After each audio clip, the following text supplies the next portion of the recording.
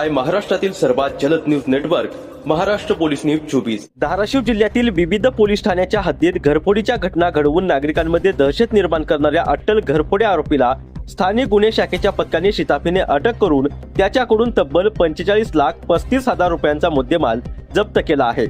या कारवाईमुळे जिल्ह्यातील तब्बल 32 घरफोडी गुन्ह्याचा उलगडा झालाय।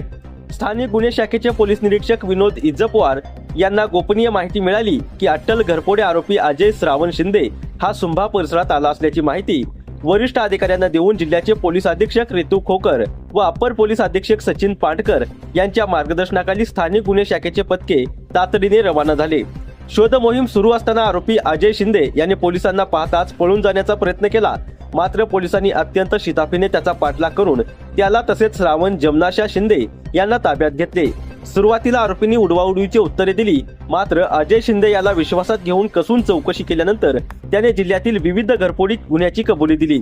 चौकशीत आरोपीने धाराशिव जिल्ह्यातील बेंबळी, ढोकी, धाराशिव ग्रामीण, शिराडोन, मुरुम, लोहारा, वाशी, परंडा, येरमाळा आणि आनंदनगर पोलीस ठाण्याच्या हद्दीत साथीदारांच्या मदतीने एकूण 32 घरफोड्या केल्याची माहिती दिली। आरोपीच्या ताब्यातून घरफोडीतील 18 तोळे सोन्याचे दागिने जप्त करण्यात आले। तसेच चोरीतील काही सोने विकून मिळालेल्या पैशातून आरोपीने ब्रेझा चारचाकी वाहन आणि नवीन बुलेट दुचाकी खरेदी केल्याचेही उघड झाले। पोलिसांनी दोन्ही वाहनांसह रोख रक्कम व इतर मालमत्ता जप्त केली असून एकूण जप्त मुद्देमालाची किंमत 45,35,000 रुपये जमा करण्यात आली आहे। पोलिसांच्या या कारवाईमुळे जनतेतून समाधान व्यक्त होत आहे।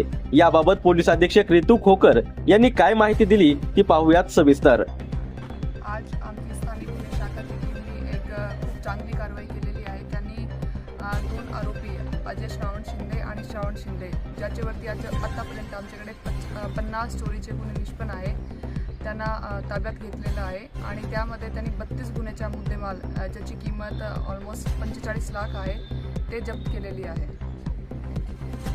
महाराष्ट्र पोलीस न्यूज 24 साठी महाराष्ट्र प्रतिनिधी हारून शेख।